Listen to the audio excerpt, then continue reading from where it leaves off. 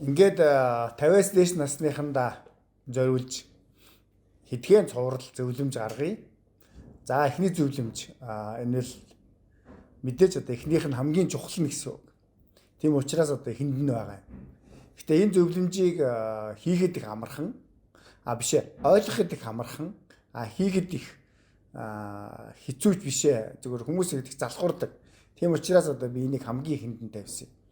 За 50-аас дээш насныхан гэдэг маань тэтгэвртэй гарах гэж байгаа. Ер нь бол цаг заваар нэлээд их болчихсон. Ягаад гэвэл өөрийнхөө цагийг одоо зөв зохицуулбал бидний одоо энэ насн дээр нэлээд тийм боломжийн их цагтаа болцсон. За амьдрал одоо ахуу төвхнөө тогтчихсан. За ийм нас байдгаа.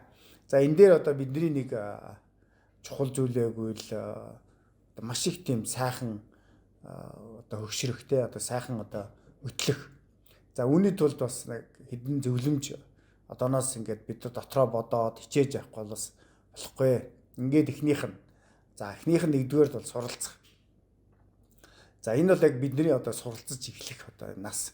Ягаад вэ гэвэл мэдээж одоо бид нэр өөрсдийнхөө одоо суралцах ёстой юм суралцсан. Харин оюуны хувьд бол бид нар эндээс яг одоо суралцаж эхлэхэд бол үнэхээр хамгийн одоо ая тухтай, хамгийн тохиромжтой мөч.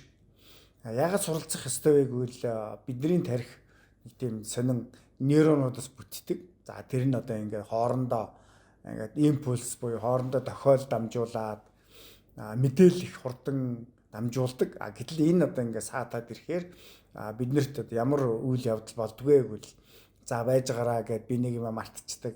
За би чи юу бодож ялээ гэд нэг юм хэлэхэд ботчдаг. Ер нь нэгсэндээ одоо нэг тийм жижигэн саатлууд тархинд үүсч эхэлдэг. За энийг бол Альцгеймер буюу зөнөглөл гэдэг өвчний эхний үе шатууд гэж нэрлэдэг. Тэгэхээр энийг одоо байхгүй тулд эсвэл одоо бид нар их урт насалж тийм маш их гэдэг одоо ой тогтоолт ухаан саруул урт наслахын тулд эхний энэ зөвлөмж бол маш их чухал. За энэ нь бас суралцах. За тэгэхээр бид нар юунд суралцах вэ гэвэл ялангуяа одоо энэ наснд шинэ юм суралцах хэрэгтэй. Бүр цоо шинэ юм. Юу ч байж болно. Ялангуяа одоо энэ шинэ одоо хэл үзүүлэх зүгээр. За тэр хэл нь одоо шинэ хэлэн жишээнд англи хэл биднэрт хэрэг болох уу, хэрэг болохгүй юу тэрэндээ биш.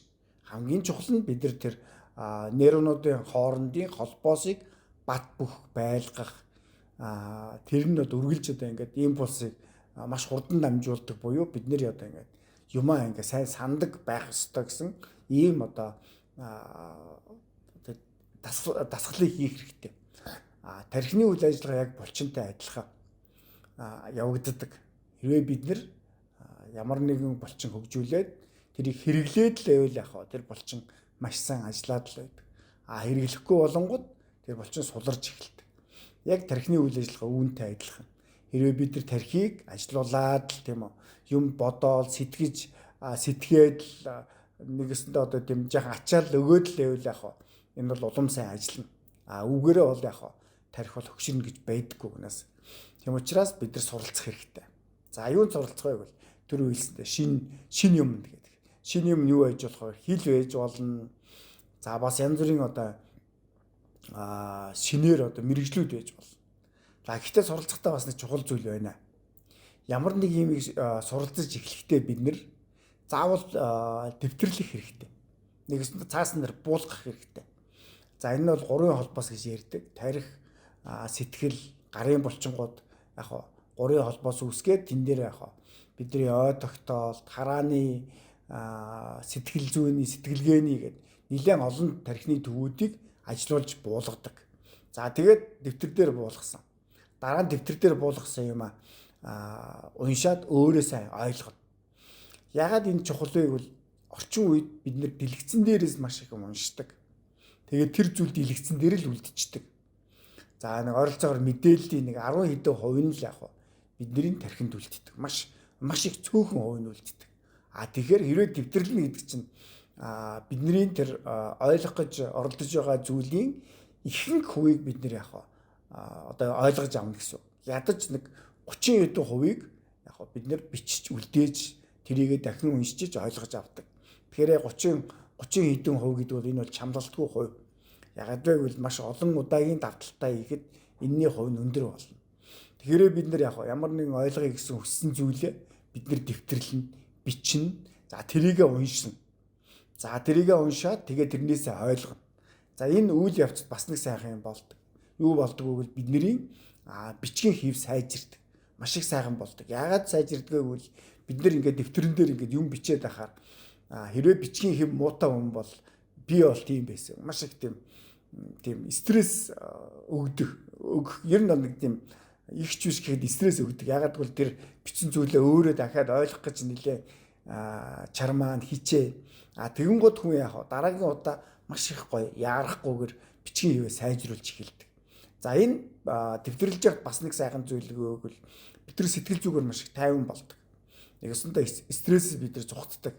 За дотор их амгалан болдог. Ягаад гэвэл тэр дэлгэцэн дээрээс уншиж байгаа зүйл дэлгэцэн дээр үлддэг. Тэгэхэд бид нар энийг ойлгохгүй үлдээчих вэ? Гол юм алдчих вэ гэсэн тийм нэг зүйл байдаг. Яаруу зүйл байдаг. Харин дэвтэрлж ирэхээр бид нэр тэр дэвтрээсээ тэрийг бид нар ойлгож эхэлдэг. За дараагийн нэг том үйл явдал. За бид нар юм уншсан, ойлгосон, тэрийгээ сайхан дэвтэрлээд авчихсан. За одоо тэрийг хэн нэгэн тайлбарлаж ярих хэрэгтэй. Ялангуяа 8-аас 10 насны хүүхдүүдэд тэрийг бид нэр ойлгож яриад нөгөө хүүхэд бичсний бидний ярьсныг ойлгож ивэл за ингээд энэ боллоо гэсэн. За хэрвээ бидний эргэн тойронд 8-аас 10 насныхан байхгүй бол хэн нэгэнд нь өөрийнхөө бичсэн ярьсан зүйлийг ойлгох хэрэгтэй. Ингэж бид 3 дахь удаагаа суралцж эхэлнэ. Ингэснээрээ бидний ой тогтолд маш их сайн явагдана.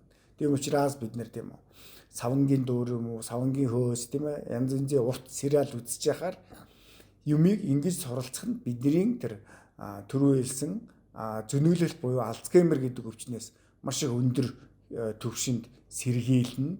Тэгээ бид нэр үргэлж бидний ухаан саруул байна. Тийм учраас бид нэр 50-аас дээш насных нь хамгийн ихний зөвлөмж бол суралцах. За юунд суралцж болно гэж түрүү хэлсэн. Тэгэхээр ялангуяа энэ ардын зүүр цэцэг үгэнд суралцууд их аятайхан. За ягаад энийг би онцолж хэлж байгаа гэвэл энэ нэг өсөндөө тийм нарийн тийм богино хэмжээ ерөөсөл ардын зүүр цэцэг үг гэдэг нь богино хэмжээний програм байдаг. Маш их шахацсан бидний одоо хүүхдүүдээр хэлэх юм бол attachment маш өндөр хэмжээнд хийчихсэн тийм шахсан програм байдаг. За энийг бол задлана. За жишээ нь хүн ахтай дээл захтааж гэдэг юм уу эсвэл юу гэдэг тийм бидний мэдэх янз бүрийн ардын зүүр цэцэг үгийг бичнэ, ойлгоно, тэрийгээ тэгээд тайлбарлана. За энэ ягаад гэвэл монгол хэлэнд бол ямарваа нэгэн зүүр цэцэг үг цаанаа маш их олон утгыг агуулж байдаг.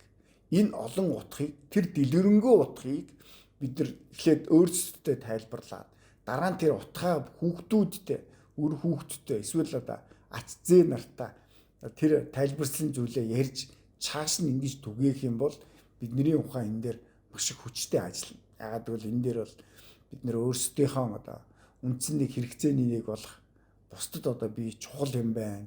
Бусдад би хэрэгтэй юм байна гэдэг хэрэгцээ бид нэр энд бас ухамсарладаг. За ингээд эхний зөвлөмж бол энэ байна.